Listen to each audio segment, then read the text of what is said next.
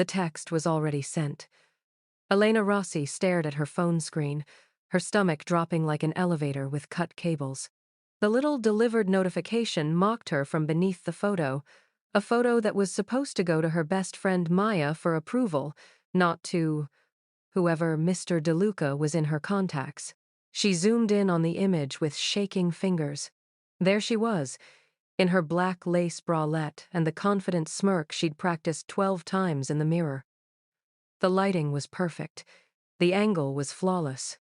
And it was now in the hands of a complete stranger. "No, no, no, no," she whispered, her voice rising with each repetition. But let's rewind. Because 20 minutes earlier, Elena Rossi had been having the worst week of her 26 years on this planet. It started when her ex-boyfriend Jake posted a photo on social media, him and his new girlfriend at some rooftop bar, looking annoyingly happy. The same girlfriend he'd sworn was just a coworker 3 months ago when Elena caught them having coffee together.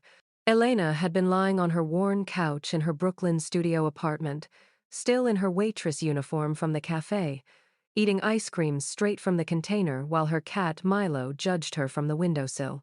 "He moved on in like 5 seconds," she muttered to Milo, who yawned in response. Her best friend, Sophia, had texted, "Girl, post something hot. Show him what he's missing. You're a whole snack and he's out here eating garbage." Elena had laughed, but the idea stuck. Not to actually send it to Jake, she had some dignity left, but maybe just to prove to herself that she still had it. That breakup weight she'd been worried about? She'd actually lost 5 pounds from stress and forgetting to eat. Silver linings. So she'd changed into the black lace bralette she bought on sale and never wore, let her dark hair fall in waves over her shoulders, and angled her phone just right. The photo was tasteful, confident, a little dangerous. She looked like someone who definitely had her life together and wasn't eating cookie dough for dinner 3 nights a week. She typed a message to Maya. "Be honest. Too much? Or just enough to make me feel like I'm winning at life?" Except she didn't send it to Maya. Her phone had auto-corrected to M. DeLuca, a contact she didn't even remember adding. Probably from some work thing. Or maybe when she'd grabbed the wrong phone at the cafe last month during the lunch rush. The message delivered at 9:47 p.m. on a Friday night. Elena's first instinct was to unsend it, but her phone was 2 generations old and that feature didn't exist in her digital universe. Her second instinct was to throw her phone into the Hudson River and start a new life in Canada. Instead, she did what any panicking 26-year-old would do. She sent 7 follow-up messages in rapid succession. "Oh my God. Wrong person. I am so sorry. Please delete that. This is so embarrassing. I meant to send that to my friend. Please pretend you never saw that I'm begging you." Then she waited. 1 minute, 2 minutes, 5 minutes. Nothing. Maybe they were asleep. Maybe they'd already deleted it. Maybe they were a decent human being who understood accidents happen. Elena exhaled slowly, setting her phone face down on the coffee table. "It's fine," she told Milo, who had moved to the back of the couch and was aggressively grooming himself. "They probably don't even care. It's just a photo. People send way worse things by accident." Her phone buzzed. She grabbed it so fast she nearly dropped it. The response was short, just 3 words. "Interesting choice of lighting." Elena's blood turned to ice water. Across the city, in a sleek Manhattan penthouse, Matteo DeLuca set his phone down on the mahogany table and returned his attention to the 4 men sitting across from him. The meeting had been tense, a discussion about territory disputes, shipment routes, and the kind of business that never appeared on tax returns. These men represented interests from Boston, interests that had been pushing boundaries lately. When his phone had lit up with a notification, Matteo had planned to ignore it. But Vince, his right-hand man standing by the door, had caught his eye and given the slightest nod, the signal they used when something required immediate attention. Matteo had glanced at the screen. For the first time in 3 years, a genuine smile had threatened to break through his carefully maintained expression. The photo was unexpected. A beautiful woman, dark hair, confident eyes, in black lace that left just enough to the imagination. But it was the message that followed 7 panicked texts in a row that had truly captured his attention. The Boston crew had noticed his distraction. "Something amusing, DeLuca?" one of them asked, an edge in his voice. Matteo had locked his phone and slid it into his pocket, his face returning to its usual unreadable mask. "Just business. Nothing that concerns you." But now, with the meeting concluded and the men gone, Matteo pulled out his phone again. Vince approached, curiosity evident despite his professionally neutral expression. "Problem, boss?" "No," Matteo said slowly, studying the photo again. "The opposite, actually." He forwarded the image to Vince, just the photo, not the messages. Vince's eyebrows rose slightly, which for him was equivalent to shocked speechlessness. "Should I be concerned about a security breach?" "Find out who she is," Matteo said, his tone casual but his interest anything but. "I want a full background by morning. Where she works, where she lives, who she associates with, everything." "You think it's a setup?" Vince asked, immediately shifting into protection mode. Matteo considered this. In his world, beautiful women didn't accidentally send provocative photos. They were weapons, carefully aimed by rivals or ambitious climbers looking to get close to power. But those 7 panicked follow-up messages, the raw, unfiltered terror in them, that felt real. "I don't think so," Matteo said finally. "But I've been wrong before. Check her out." Vince nodded and left the room, already making calls. Matteo sat back in his leather chair, looking out at the glittering Manhattan skyline. He'd been in this business for 15 years, since he was 20 and his father handed him the family legacy along with all its blood and complications. In that time, he'd seen every play in the book: seduction attempts, blackmail, betrayal disguised as loyalty. He'd learned to trust no one fully and to keep his heart locked away somewhere even he couldn't always find it. But something about this woman's panicked apologies felt different, genuine, human in a way his world rarely was anymore. He typed his response carefully. "Interesting choice of lighting. Let her wonder. Let her worry. If this was a game, she'd make her next move. If it was truly an accident, well, accidents could be interesting too." His phone buzzed again almost immediately. "I'm really sorry, Mr. DeLuca. I don't even know how I got your number. Please just delete the photo. I promise this won't happen again. Mr. DeLuca." So she at least knew his name, even if she claimed not to know how she'd gotten his contact information. Matteo allowed himself a small smile. This was either the worst assassination attempt in history or the most entertaining accident he'd witnessed in years. Either way, he intended to find out which. Elena didn't sleep. Every time she closed her eyes, she imagined worst-case scenarios. What if M. DeLuca was her landlord's creepy nephew? What if they worked for her dad's construction company and would tell everyone?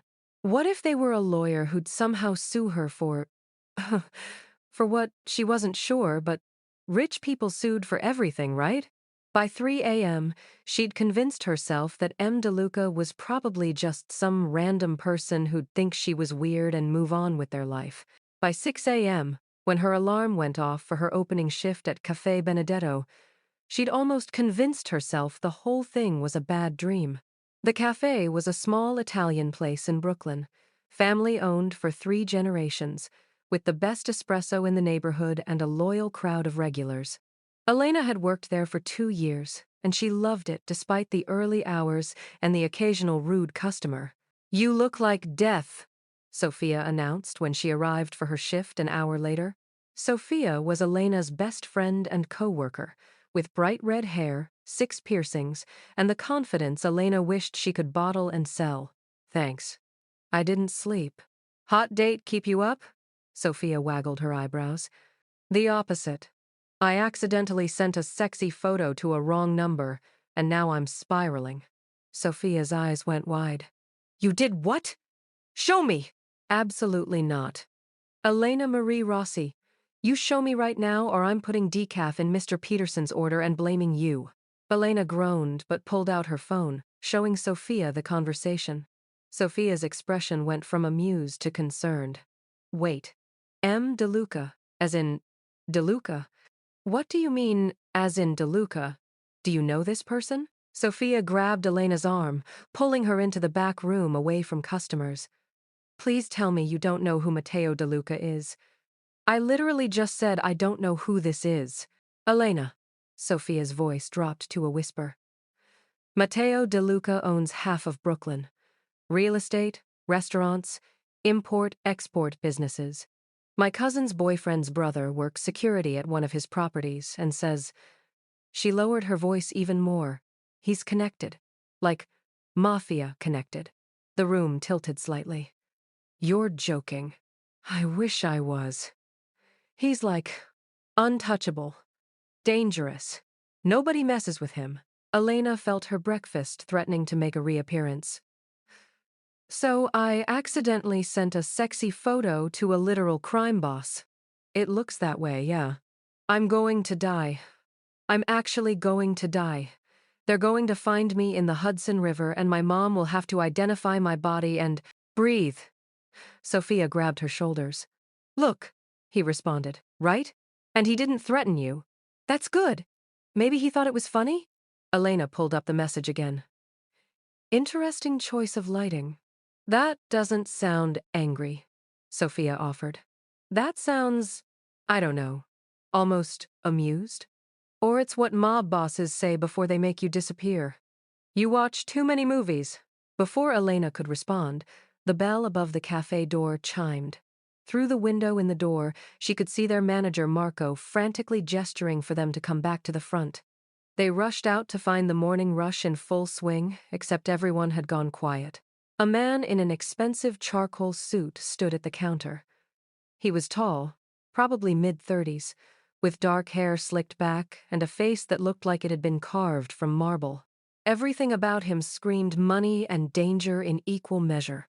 I'm looking for Elena Rossi, he said, his voice smooth and professional. Elena's feet rooted to the floor. Sophia subtly pushed her forward. That's me, Elena managed, her voice barely above a whisper. The man reached into his jacket. Elena's heart stopped and pulled out a business card. Mr. DeLuca requests your presence this evening. 7 p.m. The address is on the card. He placed it on the counter between them. A car will be sent to your residence at 6:45. What? Why? The man's expression didn't change. I don't ask questions. Miss Rossi, I deliver messages. 7 p.m. I suggest you don't be late. Then he turned and walked out, leaving absolute silence in his wake. Elena stared at the card. Heavy stock, embossed lettering. DeLuca Enterprises with an address in Manhattan. Well, Sophia whispered beside her, at least you'll die in a nice suit. Elena would have laughed if she wasn't absolutely terrified. The rest of Elena's shift passed in a blur of anxiety and dropped plates one dropped plate. But it felt like a metaphor for her entire life falling apart. Every customer who walked through the door made her jump. Every time her phone buzzed, she expected it to be a threat or a ransom demand or something equally terrifying. By 2 p.m., when her shift ended, she'd made exactly 3 decisions. 1. She was definitely going to this meeting because ignoring a mafia boss seemed like a worse idea than facing him. 2. She was telling at least 3 people where she'd be, so if she disappeared, someone would know to call the police. 3. She was wearing her most conservative outfit because clearly her current approach to clothing choices was getting her in trouble. You should wear something nice, Sophia argued, as they walked to the subway together. If you're going out, go out looking good. I'm not going out. I'm potentially walking into a murder scene. Same dress code, honestly. Elena made it home by 3 p.m., which gave her 4 hours to completely spiral. She called her older sister, Maria, who lived in New Jersey with her husband and 2 kids. So, let me get this straight, Maria said after Elena explained the situation. You accidentally sent a sexy photo to the mob, and now you're meeting him for what, exactly? I have no idea. Maybe to apologize in person before he kills me? Elena, I love you. But your life is literally a romantic comedy mixed with a crime thriller. This isn't funny. It's a little funny. Look, text me the address and check in every 30 minutes. And for the love of God, don't drink anything he gives you until you see him drink it first. At 6 p.m., Elena stood in front of her closet in her underwear, having tried on and rejected 8 different outfits. Too casual, too formal, too much like she was trying too hard. Not enough like she took this seriously. She finally settled on black pants, a cream silk blouse, and the blazer she'd bought for job interviews but never wore because it made her feel like she was playing dress-up in adult clothes. Her hair went up in a neat bun, minimal makeup, small earrings. She looked like someone who definitely hadn't sent a sexy photo by accident because she was clearly a responsible, put-together adult. The lie helped, even if she didn't believe it. At 6:43, her phone buzzed. Car is downstairs. V. Elena grabbed her purse, gave Milo one last pat, and headed down to the street. The car was exactly what she expected. A sleek black SUV with tinted windows that screamed, "Nothing illegal is happening here. Please don't look too closely." The driver opened the back door. He was the same man from the cafe, still in his suit, still expressionless. "Miss Rossi." "Hi. Are you V?" "Vince," he corrected, gesturing to the car. "Shall we?" Elena climbed in, her heart pounding so hard she was sure he could hear it. The interior was all black leather and tinted windows. As they pulled into traffic, Elena realized she had no idea if she was being taken to a meeting or being kidnapped. "So," she said, trying to keep her voice steady, "do you do this often? Pick up terrified women for your boss?" Vince's eyes met hers in the rearview mirror. "First time for this particular scenario, actually." "That's not reassuring." "Wasn't meant to be reassuring, Miss Rossi. It was meant to be honest." They drove in silence through Brooklyn, across the bridge into Manhattan, and up through streets that got progressively fancier until they pulled up to a residential tower that looked like it cost more than Elena would make in 5 lifetimes. Vince opened her door. "Penthouse. He's expecting you." Elena stepped out onto the sidewalk, looking up at the building that seemed to stretch into the clouds. "Any advice?" she asked Vince, only half joking. He considered this. "Don't lie to him. He respects honesty. And if I'm honest and he doesn't like what I say, then it was nice knowing you, Miss Rossi." He was definitely joking. Probably. Elena walked into the lobby, gave her name to the doorman who was clearly expecting her, and stepped into an elevator with mirrors on all sides. She watched her reflection multiply into infinity, an army of nervous Elenas, all wondering how they'd ended up here. The elevator opened directly into the penthouse, and there, standing by the floor-to-ceiling windows with his back to her, was Matteo De Luca. Matteo had been called many things in his 35 years. Ruthless, calculating, cold, dangerous, untouchable. No one had ever called him curious. Curiosity was a weakness in his world, a crack that enemies could exploit. Yet here he was, curious about a waitress who'd accidentally sent him a photo. When Vince had delivered his report that morning, it had been disappointingly mundane. Elena Marie Rossi, 26, born and raised in Brooklyn. No criminal record. No connections to rival families. No debt beyond student loans and some credit card bills. She worked at a cafe, lived alone with a cat, and according to social media, had recently broken up with a boyfriend who worked in marketing and didn't deserve the angry paragraph she'd almost posted before deleting it. She's nobody, Vince had concluded. Civilian. No connections. Which made the photo even more fascinating. In Matteo's experience, beautiful women who wanted his attention tried much harder designer clothes, strategic appearances at his restaurants, friends of friends introducing them at carefully orchestrated events. They didn't accidentally text him half-naked photos and then panic apologize 7 times in a row. He'd spent the day in meetings, managing shipments, settling disputes, but his mind kept wandering back to Elena Rossi and her terrible luck with phone contacts. By 5 p.m., he'd made a decision that surprised even himself. he'd meet her.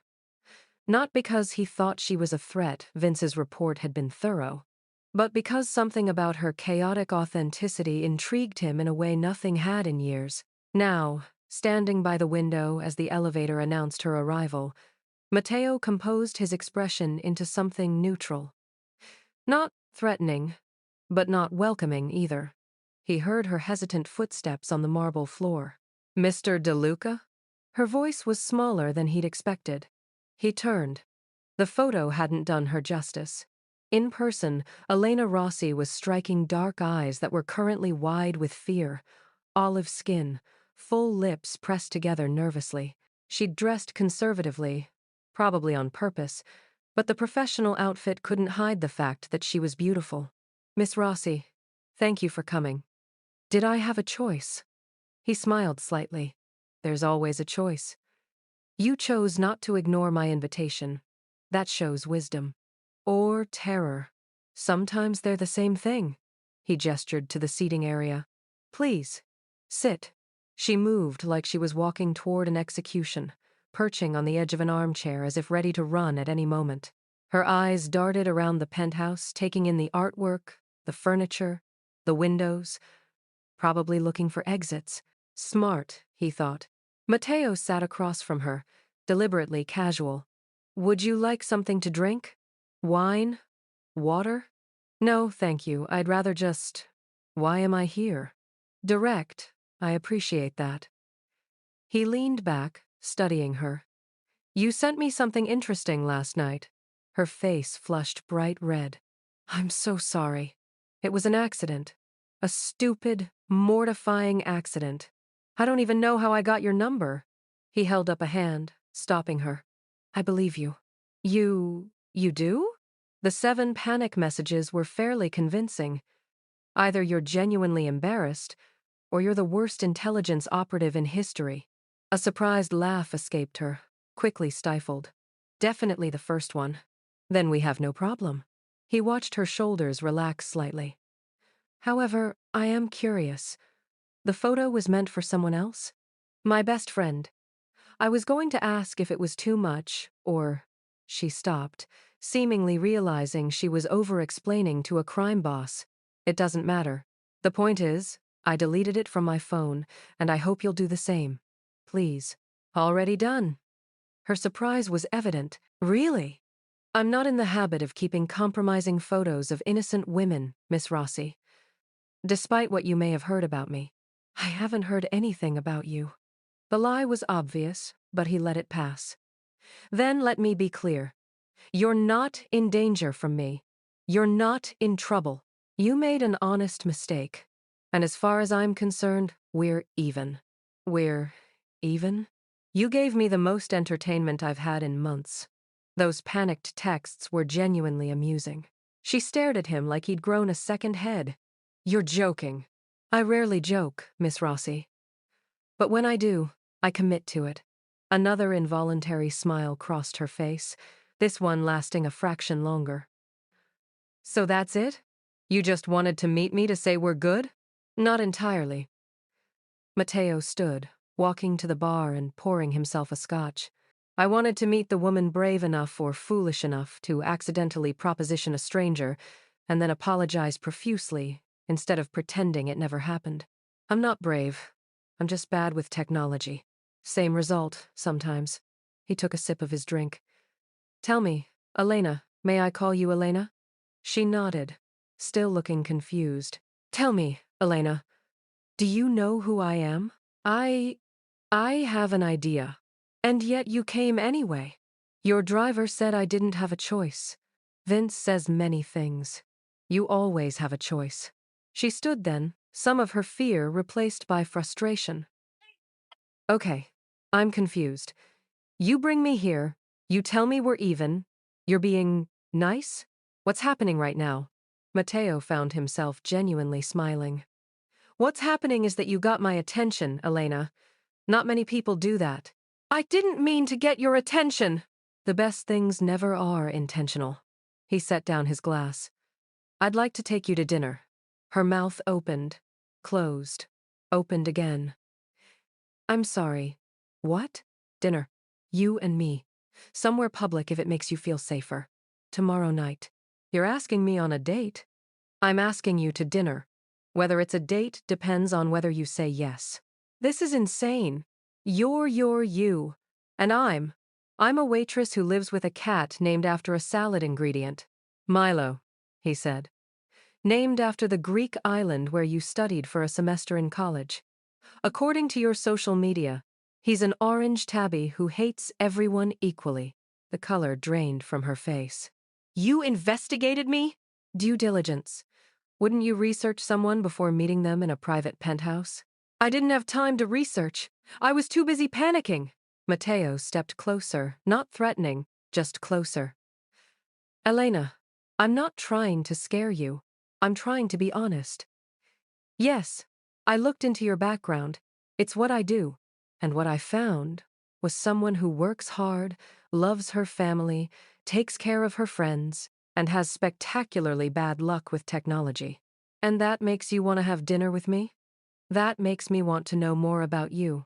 She shook her head, but he could see her resolve wavering. This is a terrible idea. Probably. You're dangerous.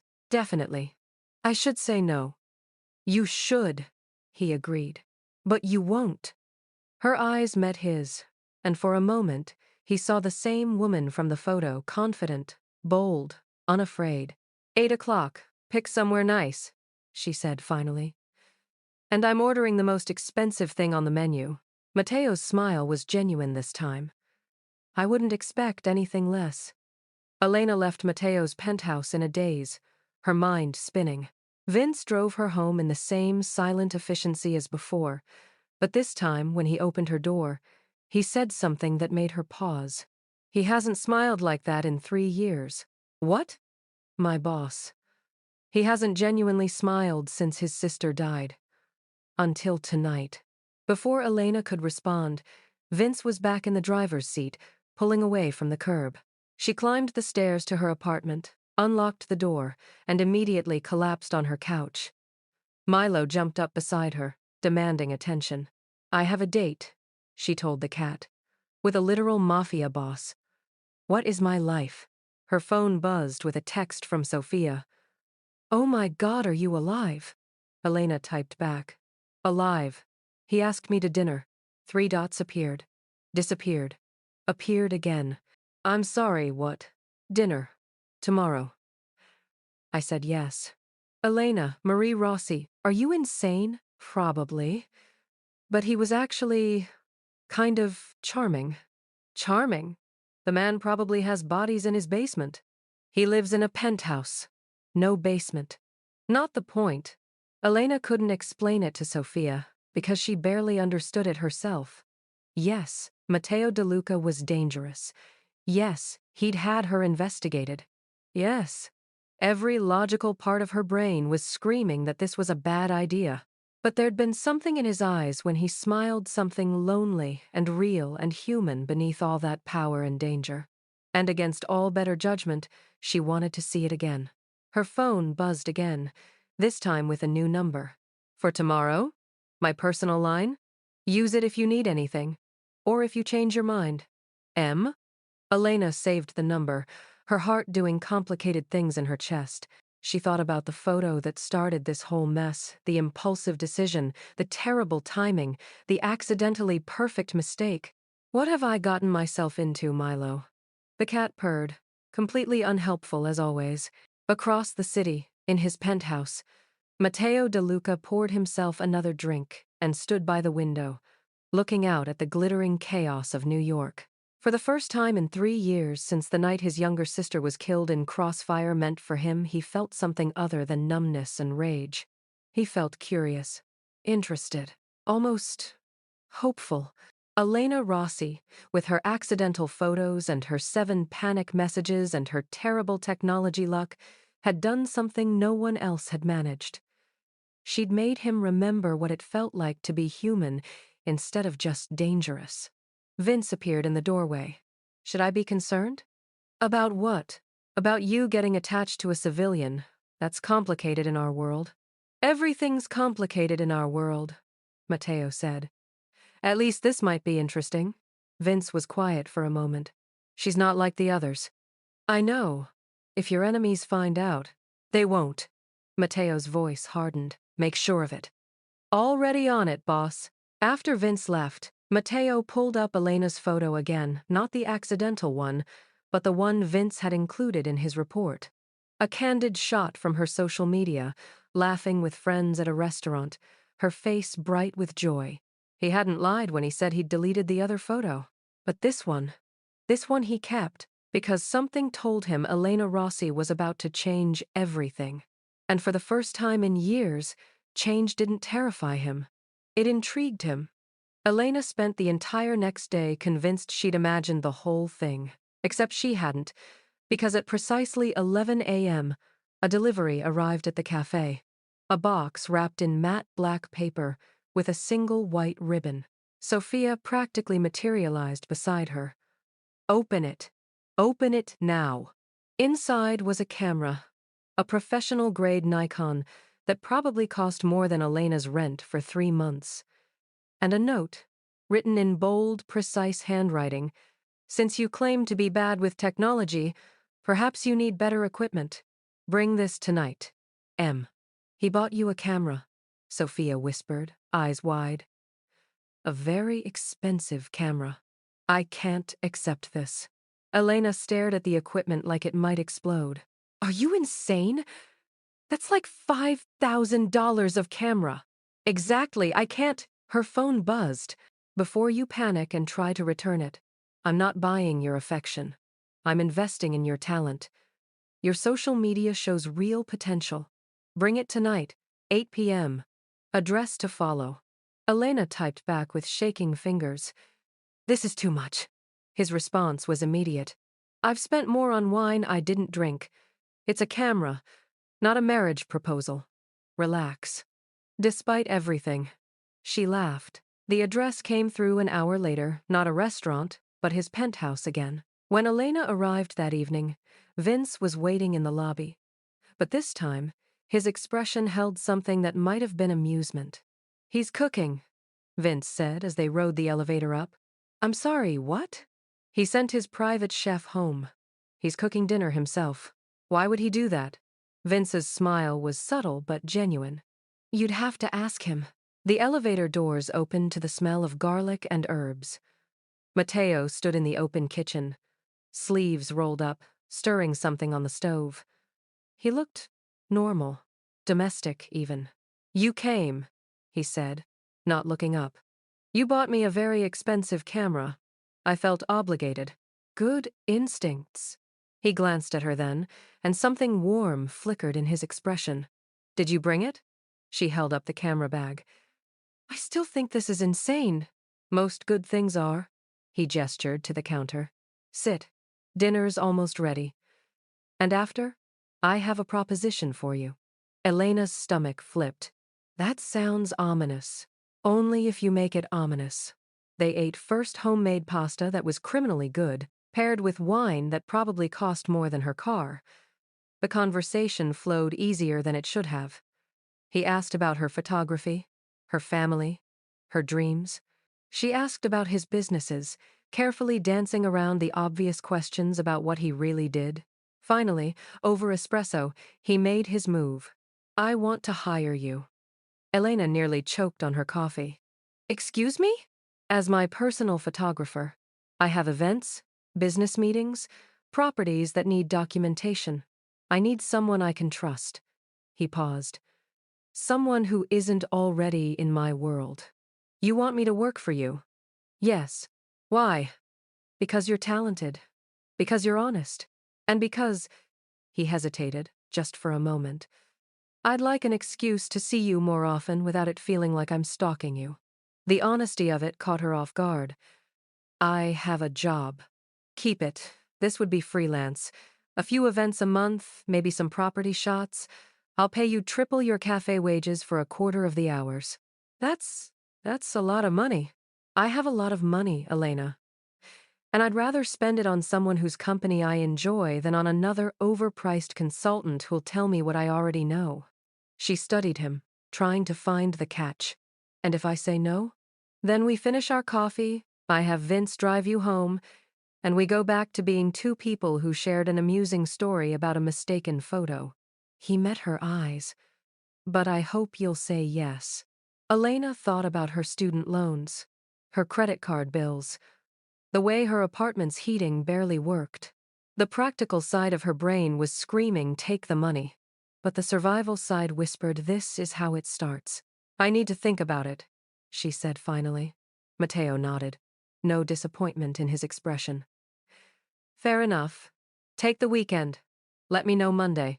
As Vince drove her home later, Elena caught his eye in the rearview mirror. Is this real? She asked. The job offer? With my boss, everything is real. He doesn't play games, Miss Rossi. He either wants something or he doesn't. And right now, Vince's eyes held a warning. He wants you around. The question is whether you're smart enough to understand what that means. Elena swallowed hard. And what does it mean? It means you're under his protection now, whether you take the job or not. Which also means you're a target for anyone who wants to hurt him. The words hung heavy in the car. So I'm damned if I do, damned if I don't. Welcome to his world, Miss Rossi. Elena said yes. Not immediately, she made him wait the full weekend like she'd promised, mostly to prove to herself that she still had some control over this situation. But Monday morning she texted him. When's the first event? His response came within seconds. Saturday. Black tie. I'll send a dress. I can buy my own dress. I know, but I enjoy buying you things. Humor me. The dress arrived Thursday, a stunning emerald green gown that probably cost more than her entire wardrobe combined. Sophia literally screamed when Elena showed her. You're living in a romance novel, Sophia declared. A very dangerous, very expensive romance novel. It's just a job. Babe, he bought you a dress. This is not just a job. Saturday evening, Elena stood in front of her mirror, barely recognizing herself. The dress fit perfectly, which meant he'd somehow figured out her exact measurements without asking. That should have been creepy, but instead it felt attentive. Vince arrived at 7 sharp. The event was at a high-end gallery in Chelsea. All marble floors, contemporary art, and people who looked like they'd never set foot in a place without valet parking. Elena clutched her camera like a lifeline.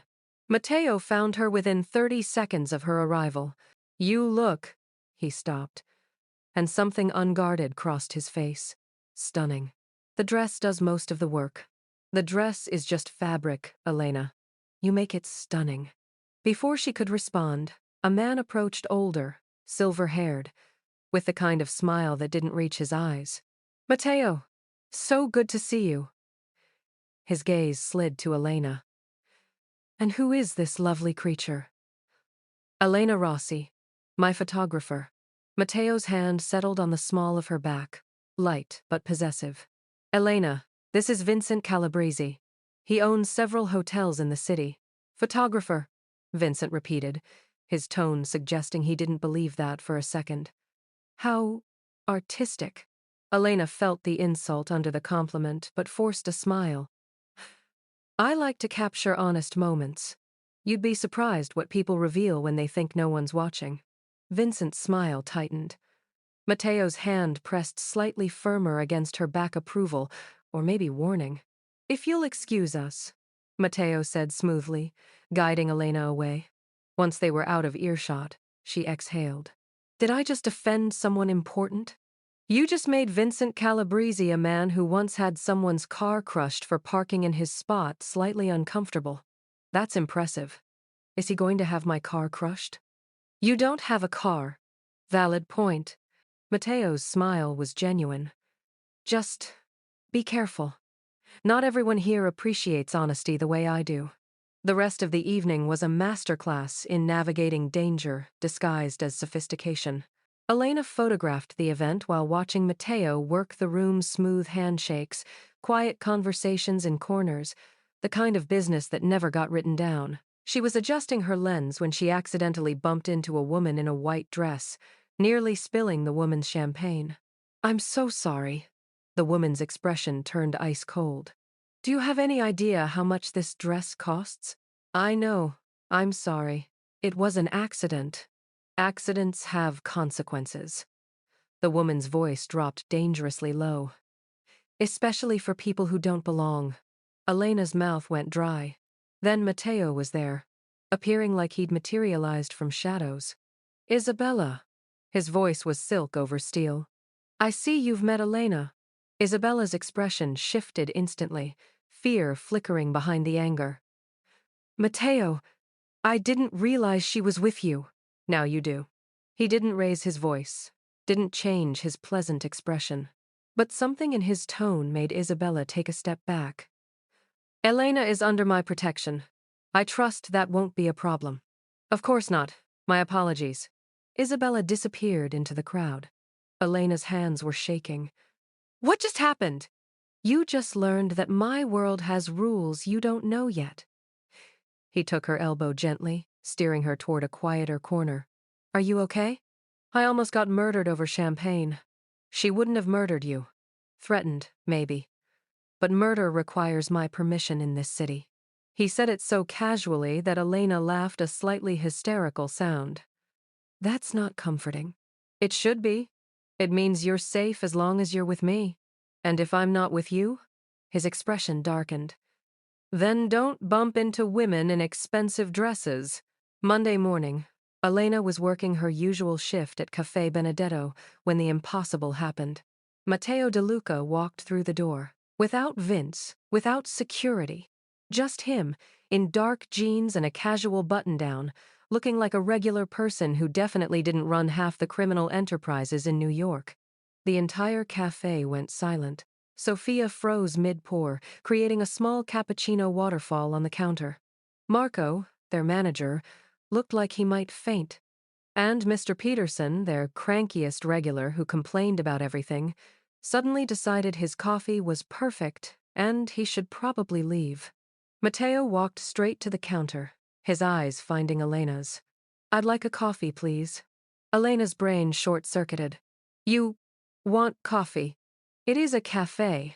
That's typically what people come here for. Right. Yes. Coffee. What kind? Surprise me. You seem like someone who knows her way around espresso. Sophia elbowed her hard in the ribs, a clear signal to move. Elena fumbled with the espresso machine, her hands shaking slightly as she pulled a shot. She made him a cortado, simple, clean, the kind of drink that showed off the espresso without pretense. Matteo took a sip, and his eyebrows rose slightly. This is excellent. We have good coffee here. You have excellent coffee here. Why didn't you tell me you worked at the best cafe in Brooklyn? Because you already had me investigated. I assumed you knew. He smiled. Fair point. He took another sip, then glanced around the cafe. May I sit? Or is that going to cause problems? You being here is already causing problems, Elena said under her breath. But sure. Sit anywhere.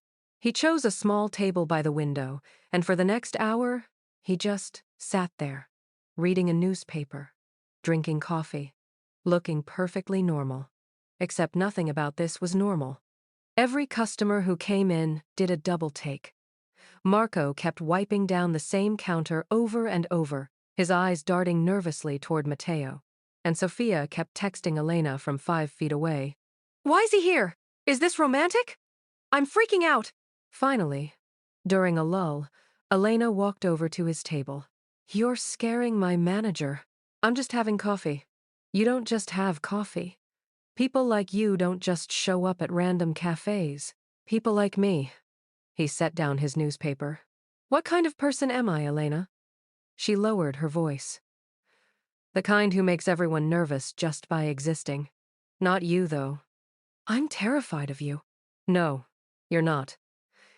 He leaned back, studying her. You're cautious. You're smart. But you're not terrified.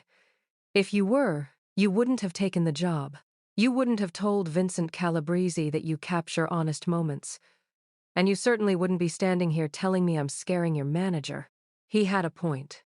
Why are you really here? She asked. Because I wanted to see where you work. Because I wanted coffee.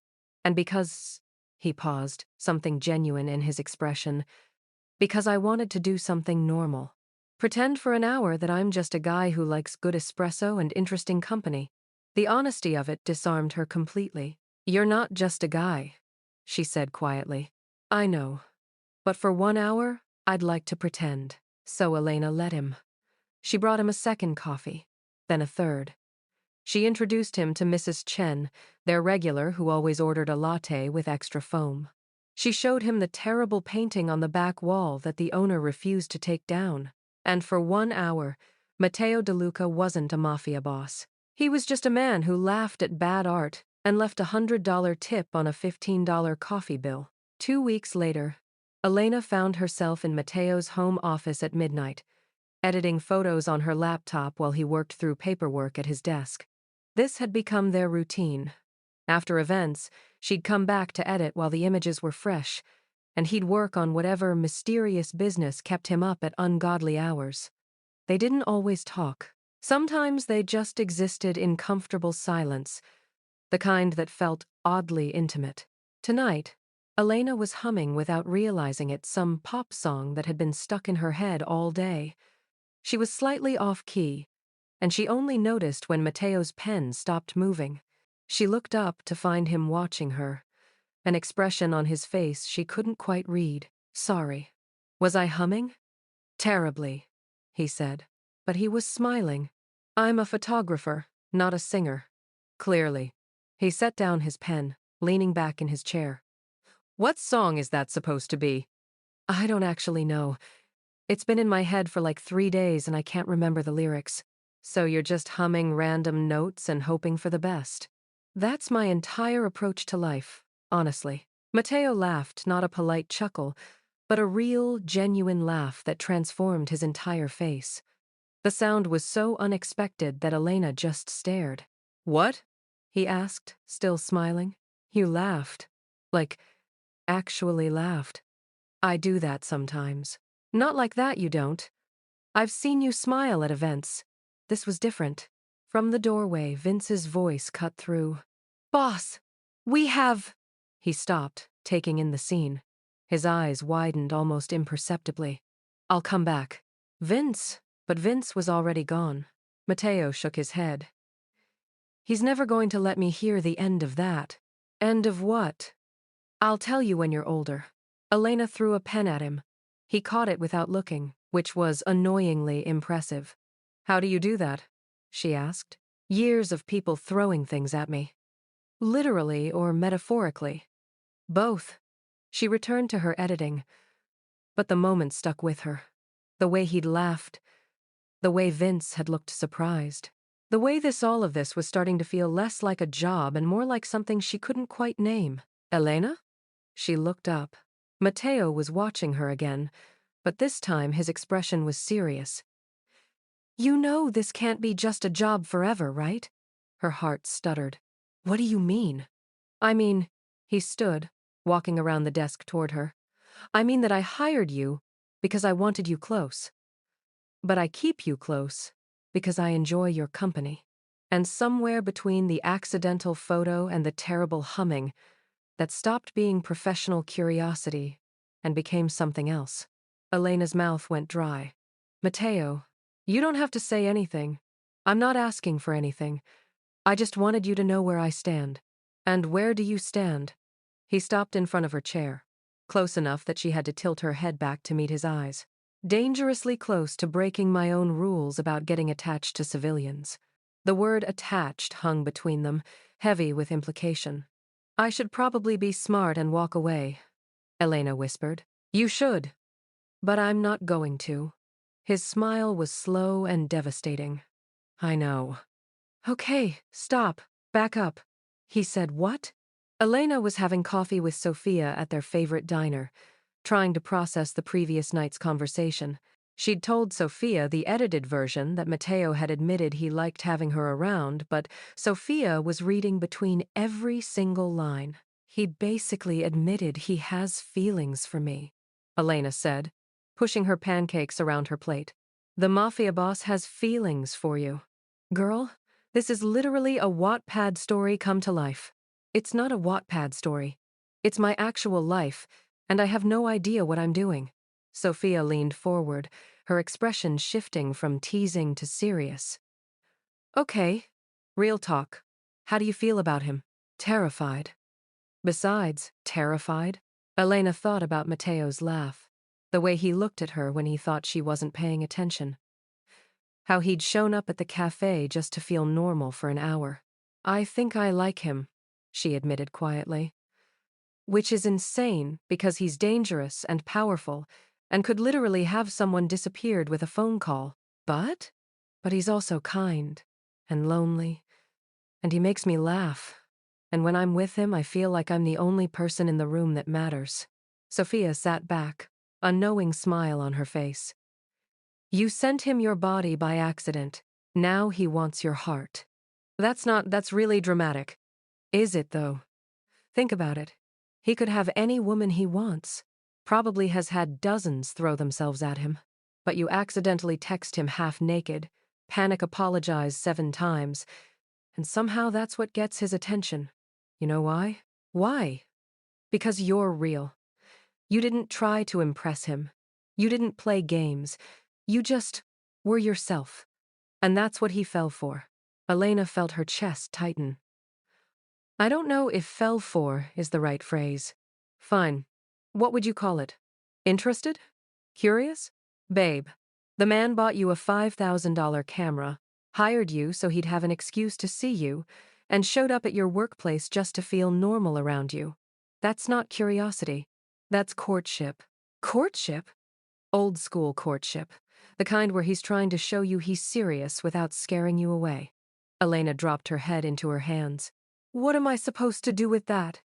You decide if you're brave enough to fall for a man who lives in the shadows. Because that's what this is, Elena.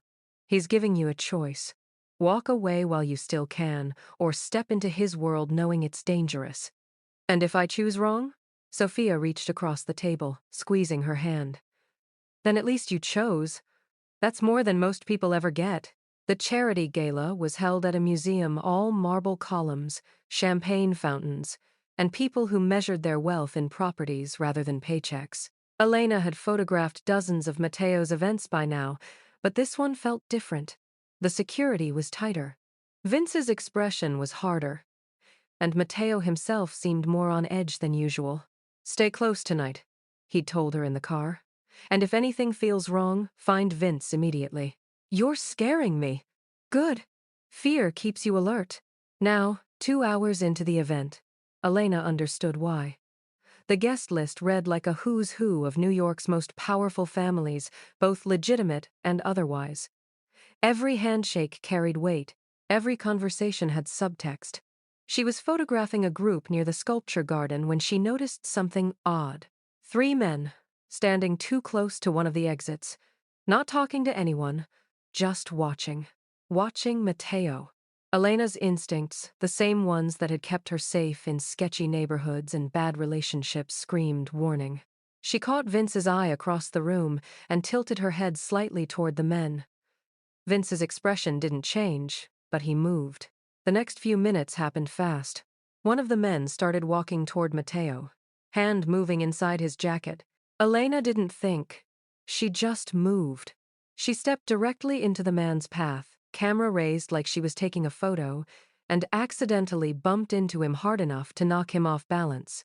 "Oh my God, I'm so sorry," she said loudly, drawing attention from everyone nearby. The man's hand came out of his jacket empty now, but she'd seen the handle of a gun. By then, Vince and 2 other security members had surrounded them.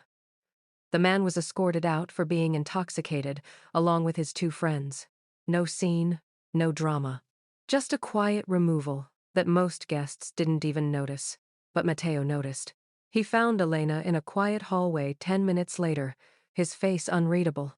"That was incredibly stupid," he said, his voice tight. "You're welcome? You could have been hurt. So could you. There was a gun." "I know there was a gun, Elena. I saw it." His composure cracked, genuine fear breaking through. "You walked straight toward an armed man to protect me. Do you have any idea how reckless that was? About as reckless as asking a civilian to photograph your events when you knew there'd be danger? They stared at each other, both breathing hard.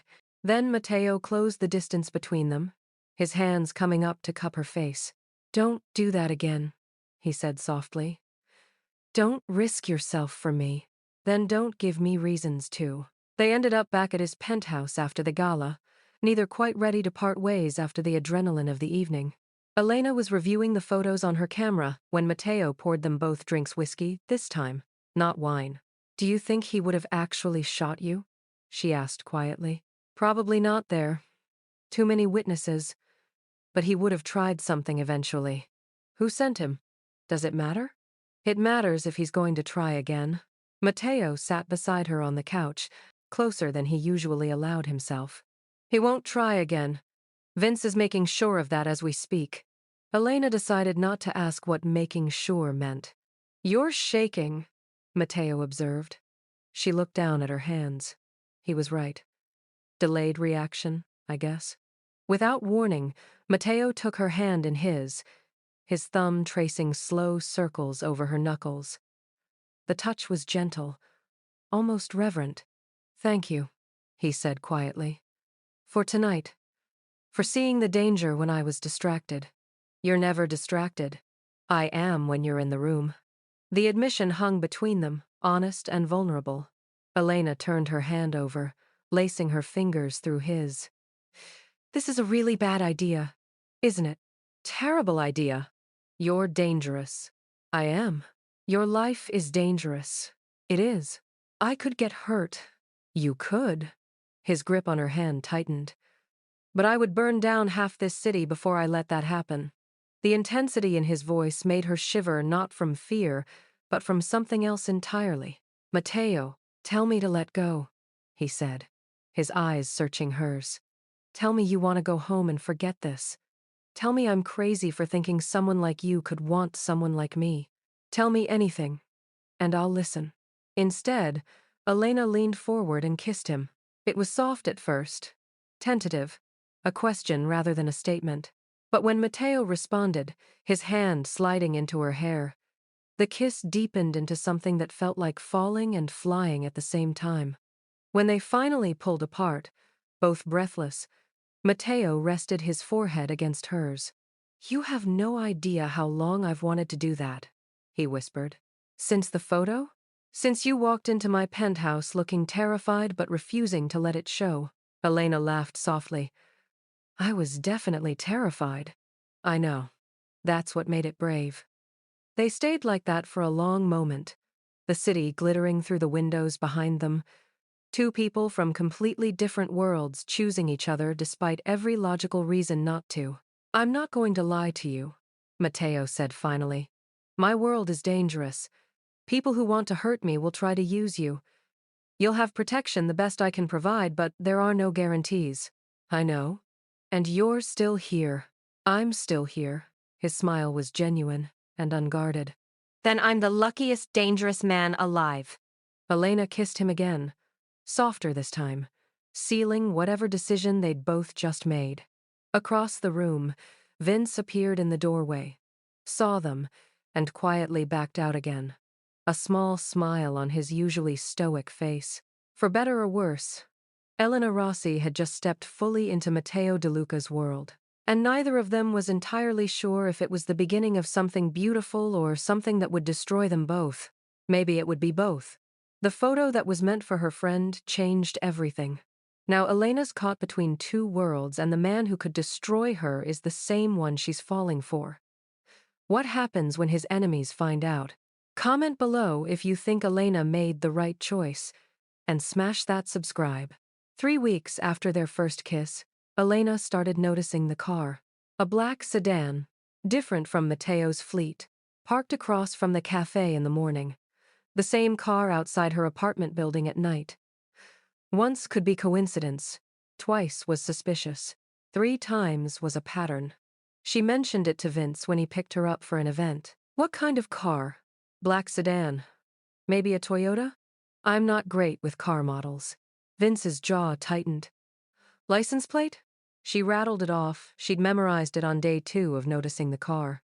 Stay in public places until I tell you otherwise, Vince said, his tone leaving no room for argument. And I'm assigning someone to you. Assigning someone? Like a bodyguard? Like someone who makes sure you stay alive. Within an hour, a woman appeared at the cafe. She was maybe 30, athletic build, with sharp eyes that tracked every customer who walked through the door. She ordered a coffee, sat in the corner, and proceeded to read a book like she had all day. Sophia leaned close to Elena during a lull. Is that woman with the espresso watching you? Yes. Why is there a woman watching you? Because someone else was watching me first. Sophia's eyes went wide. This is officially too much Mafia for me to handle before noon. That evening, Matteo showed up at her apartment unannounced. Elena opened the door to find him flanked by two men she didn't recognize, his expression darker than she'd ever seen it. Pack a bag, he said without preamble. Hello to you too. Elena, I'm serious. Pack a bag. You're staying at my place until we figure out who's following you. I'm not leaving my apartment because of some car. It's not just a car. He stepped inside, closing the door behind him while his men stayed in the hallway. The sedan belongs to the Calabrese family. Vincent's nephew has been watching you for 2 weeks. The name clicked. Vincent Calabrese, the man from the gallery who'd looked at her like she was an insect. Why would he be watching me? Matteo's expression was grim. Because you matter to me. Which makes you leverage. The word hung in the air, cold and calculating. So this is what you meant, Elena said slowly. When you said people would try to use me to hurt you. Yes. And the solution is, what? I become a prisoner in your penthouse? The solution is you stay somewhere I can protect you while Vince handles the Calabrese problem. Handles, Elena repeated. What does that mean, exactly? It means you don't need to worry about the details. Matteo, please. The word was quiet, almost desperate. Please just pack a bag and trust me. I can't. He stopped, his composure cracking slightly. I can't lose you because I was careless. The raw honesty in his voice made her chest ache. 20 minutes later, Elena was in Matteo's SUV with a duffel bag, Milo in a carrier, and a growing sense that her life had just shifted into something she couldn't control. Living with Matteo was different than Elena had imagined.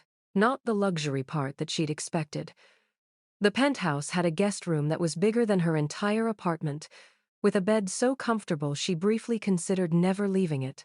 No, the different part was how domestic it was. Matteo worked from home most days, his office door open so he could see when she moved through the apartment. They had breakfast together, usually just coffee and whatever pastries his assistant had delivered. He asked about her photography projects, she asked about his businesses, and he answered the parts that wouldn't incriminate her if questioned. It felt like playing house, except the house came with armed guards and bulletproof windows. 5 days in, Elena found Matteo on the balcony at 2 a.m., staring out at the city with a glass of whiskey. Can't sleep? She asked, wrapping her cardigan tighter against the cool air. Never could. Not since he stopped. Since your sister? He glanced at her, surprised. Vince told you? He mentioned it once. That you hadn't smiled in 3 years until you met me. She moved to stand beside him. Do you want to talk about it? For a long moment, she thought he wouldn't answer. Then? Her name was Gabriella. She was 22, bright, reckless, wanted nothing to do with the family business. His voice was carefully controlled.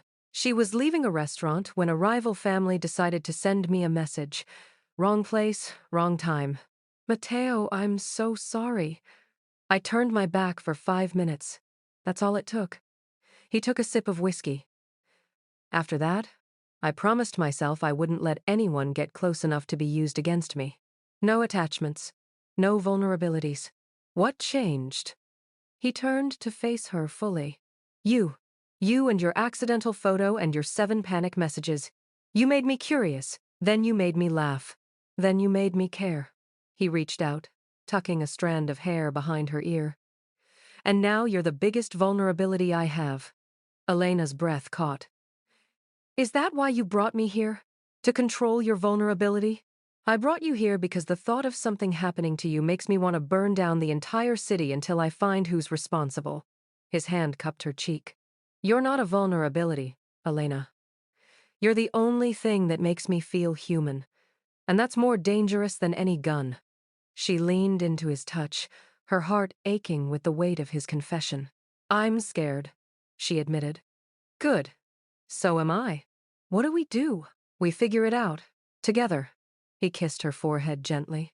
I've survived this long by being smarter than my enemies. I'm not going to stop now.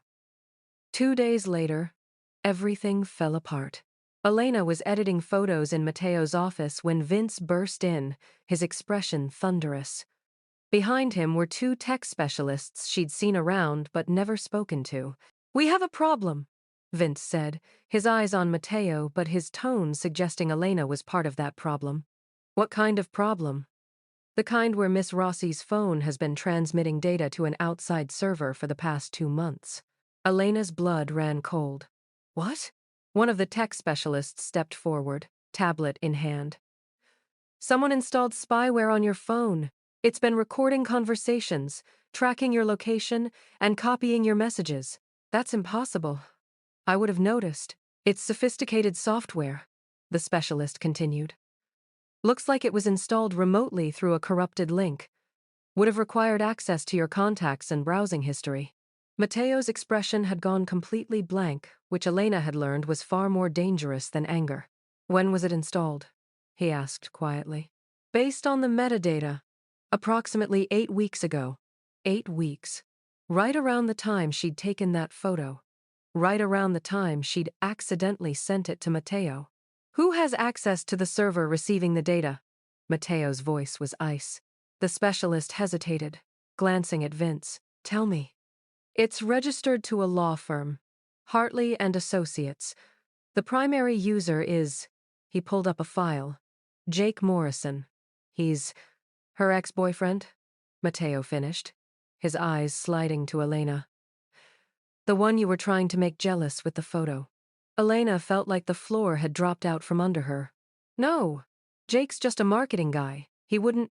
Jake Morrison is a junior associate at a law firm that represents the Calabrese family, Vince said, his tone flat.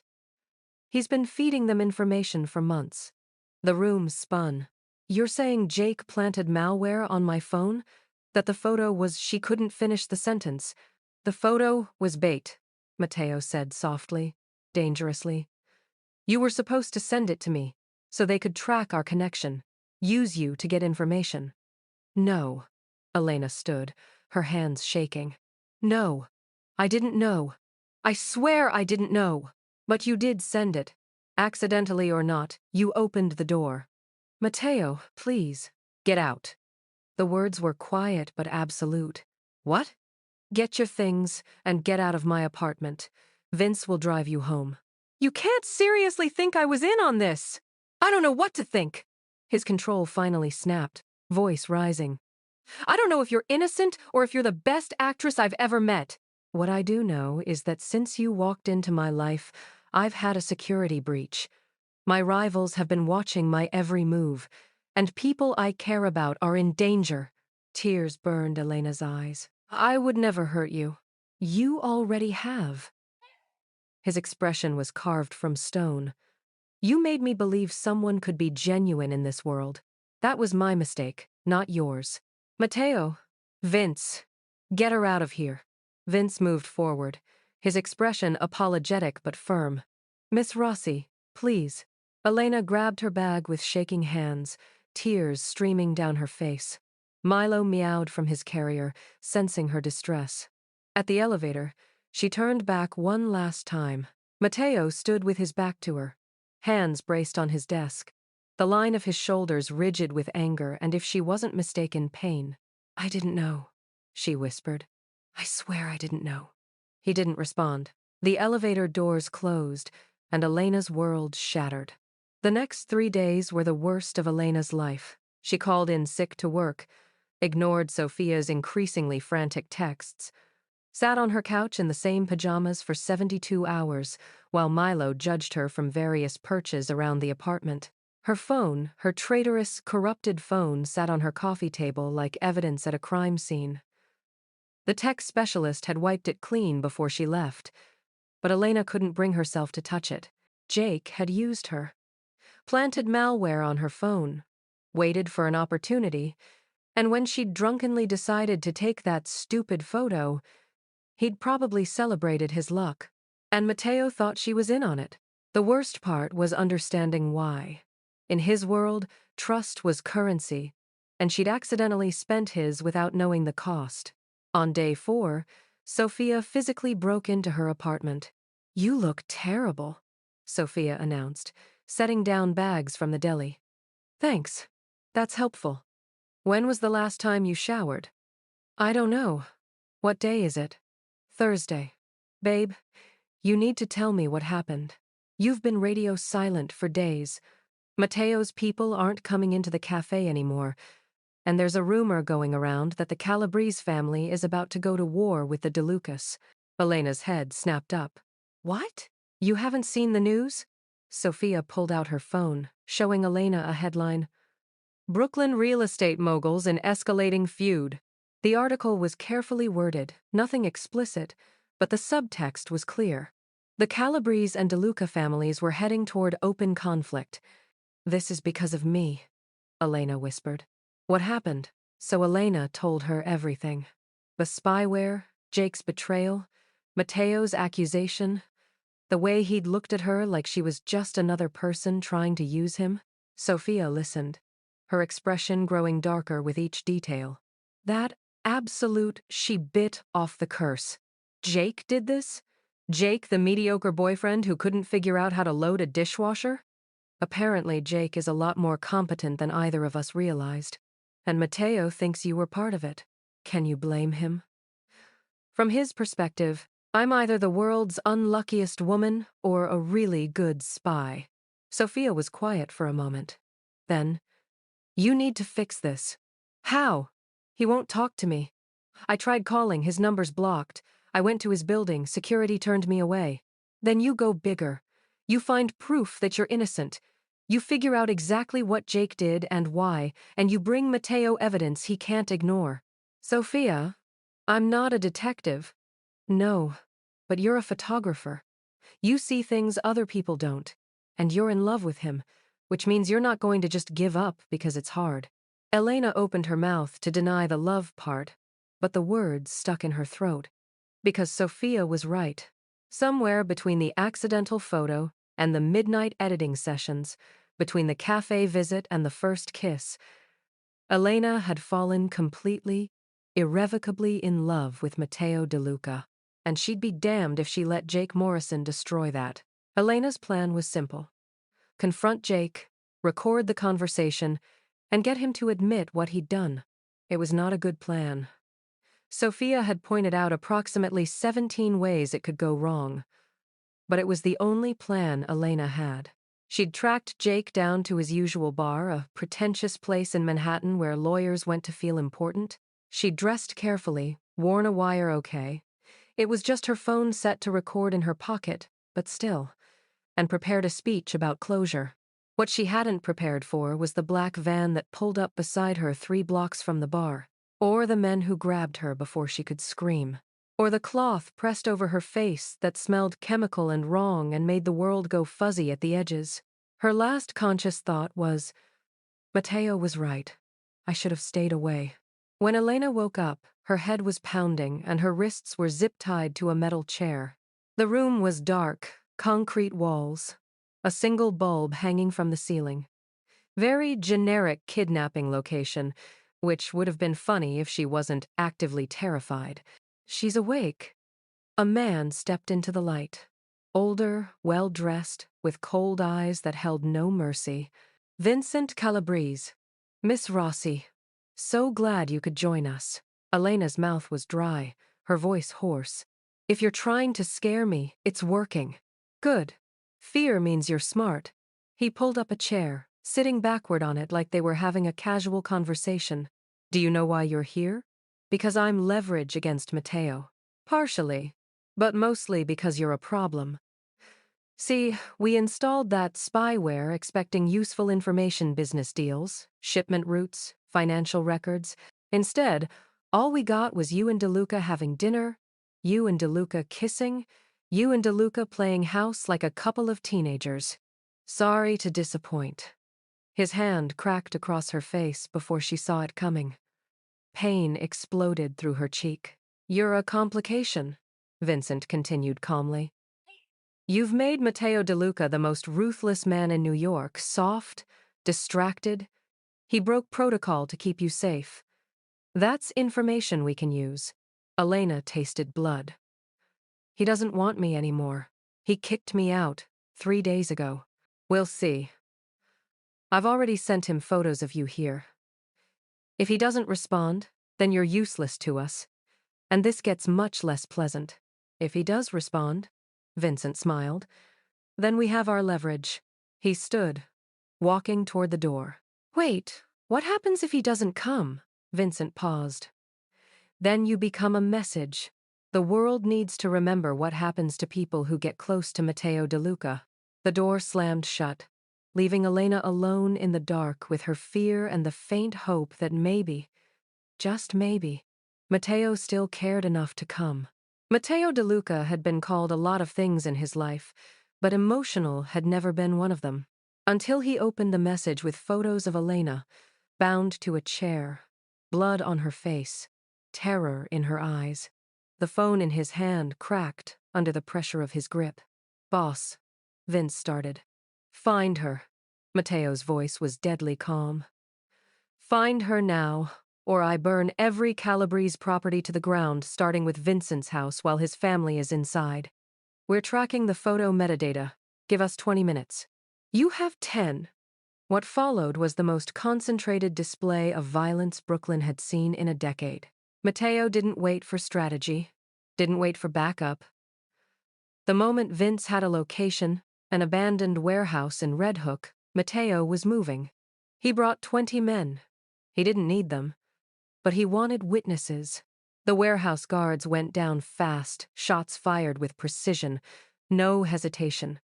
Matteo walked through the building like death itself, his expression carved from ice and fury. When he found Vincent Calabrese in the back office, surrounded by his own guards, the older man actually smiled. Matteo, I knew you'd come.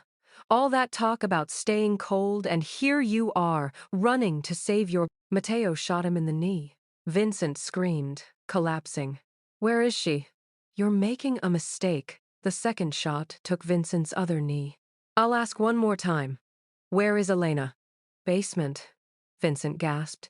East side. But DeLuca, you need to understand. I understand perfectly. You took something that belongs to me. Matteo left Vincent bleeding on the floor and headed for the basement, Vince and his team clearing the way. The door was locked. Matteo shot out the lock and kicked it open. Elena was there, still tied to the chair, her eyes wide with shock. Matteo. He was across the room in 3 strides, dropping to his knees in front of her, his hands shaking as he cut through the zip ties. Are you hurt? What did they do to you? I'm okay. I'm okay. Her voice broke. I didn't think you'd come. Matteo cupped her face gently, his thumbs brushing away tears. Of course I came. Elena, He stopped, something raw and honest breaking through his usual control. You didn't send me a photo by mistake. You sent me a warning. What? The moment you entered my life, everything changed. That photo wasn't an accident, it was fate telling me to pay attention, to notice you before it was too late. His voice dropped to a whisper. I'm sorry I didn't trust you. I'm sorry I let fear make me cruel. But I swear to you, I will never make that mistake again. Elena let out a sob, pressing her forehead to his. I didn't know about the spyware. I swear I didn't know. I know, Dolcezza. Vince confirmed it. Jake Morrison is already being dealt with. Dealt with? You don't want to know the details. Probably true? Matteo pulled her to her feet, wrapping his jacket around her shoulders. Can you walk? I think so. He kept one arm around her waist as they moved through the warehouse, past the bodies of Vincent's guards, past Vincent himself who was being loaded into an ambulance under heavy police presence. Outside, the night air was cold and sharp, police sirens wailing in the distance. Elena looked up at Matteo, this man who'd just torn through an army to save her, and saw not a monster but someone who'd chosen her over everything else. "What happens now?" she asked. "Now?" Matteo's smile was soft, genuine. "Now I take you home. And I spend the rest of my life making sure nothing like this ever happens again." "Your home or my home?" "Our home," he corrected. "If you'll have me." Elena rose on her toes and kissed him, ignoring the pain in her wrists and face, ignoring the chaos around them, ignoring everything except the fact that she was safe and he was here, and somehow they'd survived. When they pulled apart, she smiled through her tears. "I'll have you, accidentally and on purpose." Matteo laughed, that real, genuine laugh she'd first heard in his office, and pulled her close. "Best accident of my life," he murmured against her hair. "One photo, one mistake, and everything changed." Elena survived the worst, but can she survive falling in love with the most dangerous man in New York? Drop a team if you're screaming, and hit subscribe because the next chapter is going to blow your mind. Comment below, Team Matteo or Team Run Away while you still can. The meeting was set for neutral territory, an upscale restaurant that both the De Luca and Calabrese families had interests in. Switzerland, in miniature. Matteo had insisted Elena stay at the penthouse with triple security. Elena had insisted she was coming with him. "This is a negotiation between families," Matteo had argued. "It's dangerous. Everything about your life is dangerous. I'm done hiding." Elena had crossed her arms, channeling every ounce of stubbornness she possessed. "Besides, I'm the reason this whole thing started. I should be there when it ends." Vince had actually smiled at that. "She has a point, boss." Now Elena sat beside Matteo in a private dining room, facing what remained of the Calabrese leadership. Vincent was in the hospital, his sons running things in his absence. Marco Calabrese, the eldest, had his father's cold eyes but seemed marginally more reasonable. "Let's be clear about terms," Marco said, hands folded on the table. "My father overstepped. The kidnapping was unauthorized and reckless. For that, you have my apology." "Your apology means nothing," Matteo replied, his voice dangerously calm. "Your father took something that belongs to me. He hurt her.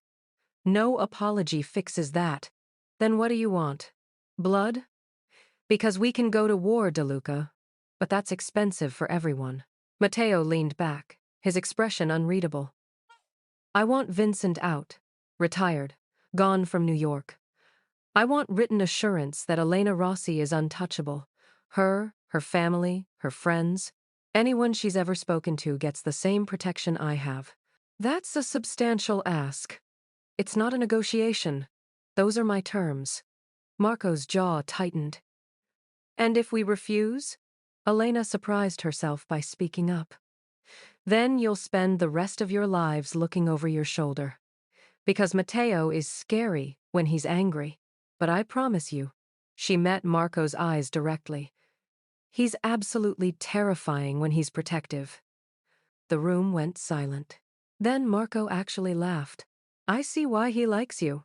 He turned back to Matteo. "Your terms are acceptable. Vincent retires to Florida. Miss Rossi gets full family protection. And we forget this entire mess happened." "One more thing," Matteo added. "Jake Morrison, the lawyer. What about him?" "He works for you. He installed spyware on Elena's phone without her knowledge. That stops today, or I'll handle it myself." Marco nodded slowly. "Morrison's already been dealt with. Fired, disbarred, and strongly encouraged to leave the state. He won't be a problem." "Good." They shook hands, a formal gesture that meant everything in their world. The war was over before it really began. As they left the restaurant, Elena exhaled slowly. Did that actually work? You were magnificent, Matteo said, his hand finding hers.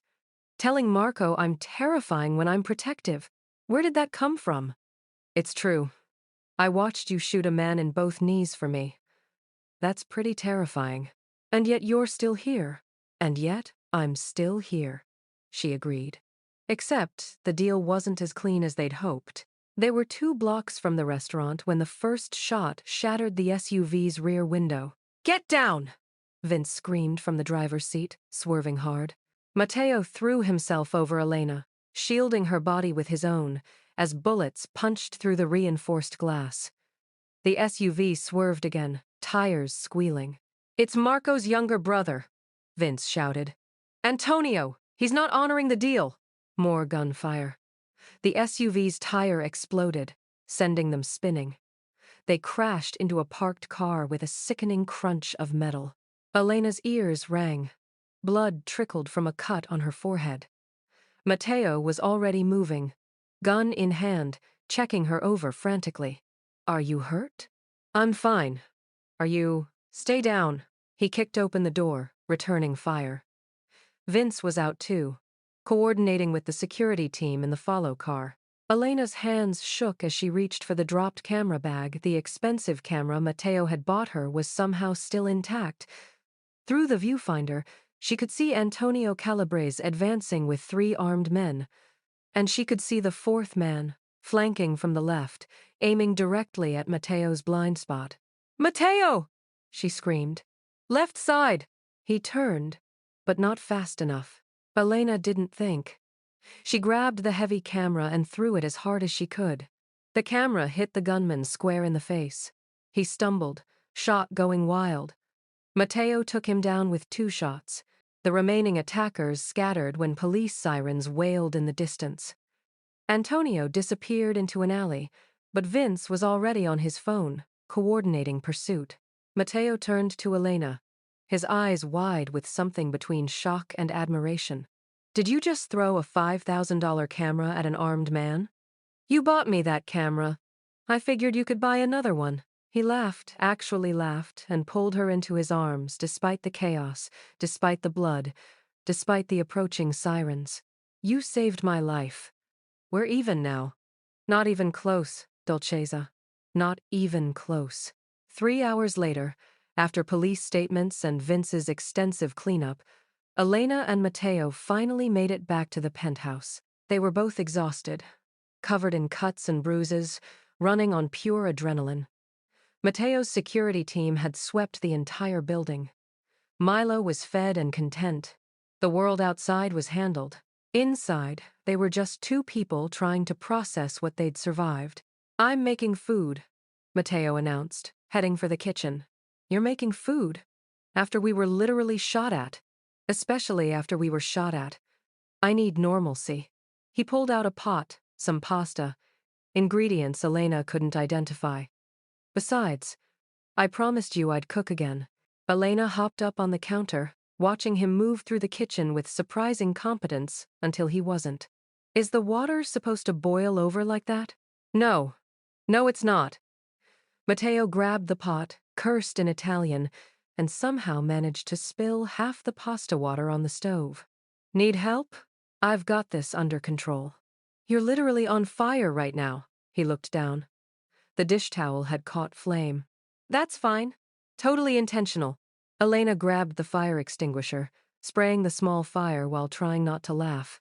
You run a criminal empire but can't make pasta? I have people for pasta. Apparently not tonight. By the time they actually sat down to eat, the pasta was simultaneously burnt and undercooked, the sauce was more salt than anything else, and they were both laughing so hard they could barely breathe. This is terrible, Elena managed between giggles. It's not terrible. It's rustic. It's a crime against Italian food. I've committed worse crimes. That set them off again. Laughter echoing through the penthouse until tears streamed down both their faces. When they finally calmed down, sitting on the kitchen floor surrounded by their disaster meal, Matteo reached over and tucked a strand of hair behind Elena's ear. I can't remember the last time I laughed like this, he said softly. Before your sister? Before everything. His thumb traced her cheekbone gently. You make me remember what it's like to be happy. Not just content or satisfied. Actually happy. Even when I'm mocking your cooking? Especially then. They kissed. Soft and slow. Tasting like burnt pasta and possibility. Later that night, Elena found Matteo on the balcony again, his thinking spot, she'd learned. She wrapped a blanket around her shoulders and joined him, the city lights twinkling below like fallen stars. Can't sleep? She asked. Too much on my mind. Want to talk about it? He was quiet for a long moment. Then, after Gabriella died, I told myself I was done. Done feeling. Done caring. Done being vulnerable. He turned to face her. I built walls so high, I forgot what the world looked like from the other side. And then I accidentally texted you a sexy photo. And then you accidentally broke down every single wall in one night. His smile was bittersweet.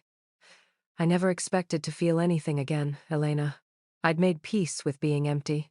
With being the cold, ruthless person everyone believed I was. You're not empty. I was. Until you. He took her hands in his. I'm sorry for pushing you away when I found out about the spyware. I was scared, terrified. Actually, that you were too good to be true. That I'd finally let someone in and they'd destroy me. I would never. I know. I know that now. But fear makes us stupid. And I was very, very stupid. He raised her hands to his lips, kissing her knuckles gently. I'm sorry I hurt you. I'm sorry I didn't trust you. And I'm sorry I ever made you doubt how much you mean to me. Tears pricked Elena's eyes. You came for me. When I was taken, you came for me. That's all I needed to know. I would burn down the entire world to keep you safe. Let's maybe aim for less arson and more burnt pasta?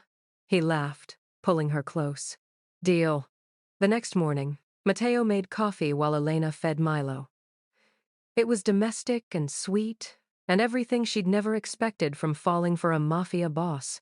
But then he set down his mug, his expression turning serious. Elena, we need to talk. Her stomach dropped. Those words never meant anything good. Okay.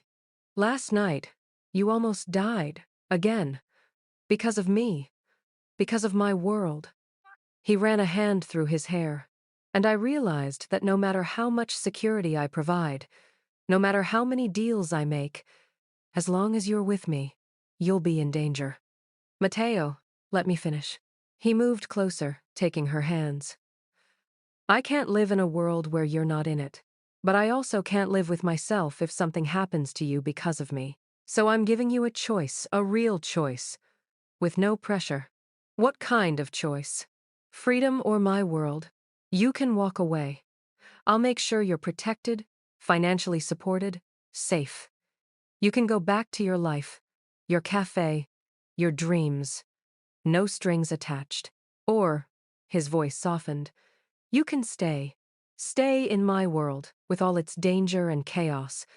But if you stay, it has to be because you want to, not because you feel obligated. Elena studied his face, seeing the fear beneath the careful control. He was terrified she'd leave. Can I ask you something first? Anything. When you look at me, what do you see? He seemed surprised by the question. I see someone brave enough to throw a camera at a gunman. Someone who makes me laugh at burnt pasta. Someone who looked at the monster everyone fears and decided to stay anyway. That's who I am, Matteo. I'm not some fragile thing that needs to be protected from the world. I'm the woman who chose you, knowing exactly who and what you are, and I'm choosing you again right now. She squeezed his hands. But I have conditions. Relief flooded his expression. Name them. 1. I keep my job at the cafe. I like my life, my friends, my normalcy. Your world doesn't get to swallow all of that. Done. 2. You don't make decisions about my safety without consulting me. I'm not a child or a possession. I'm your partner, which means equal say. Agreed. 3. No more burnt pasta. We're hiring a cook. He actually laughed at that. I think I can manage that. And 4, she stepped closer, her voice dropping. You have to promise me something. What? Promise me that no matter how dangerous things get, no matter how scared you are, you won't push me away again. Because I can handle your enemies, Mateo. What I can't handle is you shutting me out. His arms came around her, holding her like she was precious and breakable and strong all at once. I promise, he whispered against her hair. Never again. Then I'm staying. In your world, on my terms. With burnt pasta and danger and you. Best decision you'll ever make. Second best, she corrected. The first was accidentally sending you that photo. The photography studio was small but perfect exposed brick walls, floor-to-ceiling windows letting in natural light, and enough space for both portrait sessions and her growing collection of urban photography. The sign above the door read Rossi Photography, and Elena still got a thrill every time she saw it. Sophia helped her set up for the grand opening, arranging flowers and making sure the champagne was properly chilled. I still can't believe you actually did it, Sophia said, adjusting a frame on the wall. Your own studio. Living the dream. Silent investor helped, Elena admitted, significantly. By silent investor, you mean your terrifying Mafia boyfriend. Fiancé, Elena corrected, holding up her left hand where a simple but stunning diamond caught the light. As of 3 weeks ago, Sophia screamed. You're engaged and you're just telling me now? I wanted to tell you in person. And with the studio opening, everything's been crazy. Show me the ring. Show me right now. Elena laughed, extending her hand. The engagement had been perfectly Mateo, no grand gesture. Just the two of them in the penthouse kitchen, where they'd given up on cooking and ordered takeout. Him getting down on one knee and saying, I want to accidentally be with you for the rest of my life. She'd said yes before he'd even finished the question. The studio's opening was a success. Friends, family, former cafe customers, and a few of Mateo's business associates who were surprisingly supportive. Her sister Maria cried happy tears. Her parents were there, proud and slightly confused about how their daughter had ended up dating, now engaged, to one of New York's most powerful men. Mateo stayed in the background mostly, letting Elena have her moment, but she caught him watching her throughout the day, a soft smile on his face that few people ever got to see. Late in the evening, after most guests had left, Elena found him studying a photograph on her desk framed, slightly faded, the only photo in the entire studio that wasn't her professional work. It was the photo, the accidental one, the one that had started everything. You kept it, Mateo said, surprise in his voice. Of course I kept it. It's part of our story. It's a mistake. It's the best mistake I ever made. She moved beside him, looking at her own image younger, more innocent, completely unaware that one impulsive click would change her entire life. This photo brought me you. Why wouldn't I keep it? Mateo wrapped his arm around her waist, pulling her close. A year ago, I was standing in my penthouse, looking at this photo on my phone, thinking it was either a threat or the most interesting accident I'd encountered. And now? Now I know it was fate, disguised as bad technology and worse timing. Elena laughed, leaning into him. So what happens next in our story? Next, we get married. You continue building your empire. I continue running mine. And we figure out how to make a life together that's equal parts chaos and happiness. Sounds perfect. It will be. Accidentally and on purpose. They stood there, surrounded by Elena's photography images of Brooklyn streets, candid portraits, the world as she saw it through her lens. And on her desk, that one special photo, a reminder that sometimes the best things in life come from the most unexpected moments. A wrong number, a panicked apology, and two people who found each other in the most accidentally perfect way possible. From the doorway, Vince appeared, ever the professional. Boss, car's ready when you are. Thank you, Vince. As Elena locked up her studio, She paused to look back one more time. Her name on the door, her work on the walls, her future spread out before her like a photograph waiting to be taken. And beside her, the man who'd started as a mistake and become her everything. "Ready?" Matteo asked, offering his hand. Elena took it, lacing their fingers together. "Ready." They walked out into the New York night, her hand in his. Their story far from over, their future written in accidentally perfect moments. Because sometimes, the best love stories start with a message sent to the wrong person. And sometimes, the wrong person turns out to be exactly right. From accidental text to forever. Elena and Matteo's story proves that sometimes the biggest mistakes lead to the greatest love. Did this ending make you see our why? Drop a love in the comments. And if you loved this story, smash that subscribe button. We've got more Mafia romance coming your way. Share this with someone who needs to believe in accidentally perfect love. What was your favorite moment? Comment below. Was it the burnt pasta? The camera throw? The proposal? Let me know. 6 months after the wedding, Matteo walked into the penthouse to find Elena on the couch, laptop open, laughing at something on her screen. "What's so funny?" She turned the laptop to show him.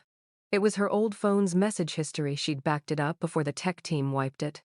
There, preserved for eternity, were her 7 panicked messages to him from that first night. "Oh my God. Wrong person. I am so sorry. I was going through old files for the studio's 1-year anniversary post," she explained. "Found these and realized we should probably save them. For posterity." Matteo sat beside her, reading his own response. "Interesting choice of lighting." "I was so terrified," Elena said, smiling at the memory. "I thought you were going to have me killed. I was so intrigued. I thought you were either the bravest or stupidest person I'd ever met. Can't it be both?" He kissed her temple. "It's definitely both." Elena's phone buzzed with a new message from Sophia. "Tell your husband the cafe misses him. He hasn't pretended to be normal in weeks." "Sophia wants you to visit," Elena relayed. "I'll stop by tomorrow. I do miss their coffee." "You miss pretending to be a regular person for an hour." "That too."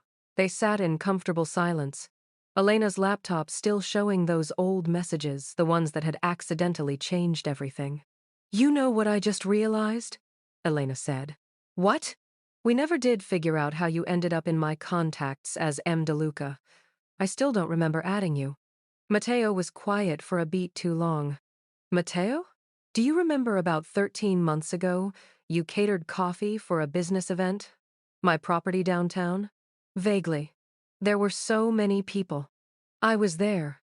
I saw you arguing with your manager about proper espresso technique. You were so passionate about coffee, I thought it was charming. So I asked someone to get your contact information for potential future business." Elena stared at him. "You're telling me you put your number in my phone?" "I may have. So the accidental text wasn't entirely accidental?" "The text was absolutely accidental.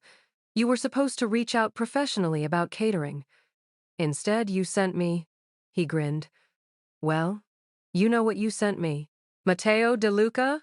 You sneaky." He silenced her with a kiss, laughing against her mouth. "So really," he said when they pulled apart, "you could say I accidentally planned the whole thing. That makes no sense." "Welcome to our relationship." Elena shook her head, but she was smiling. "So this entire time, our accidentally perfect love story was actually you putting your number in my phone and hoping I'd call?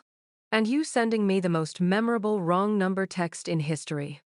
I'd say we both contributed to the accident. You're impossible. And you're stuck with me, accidentally and on purpose. Forever."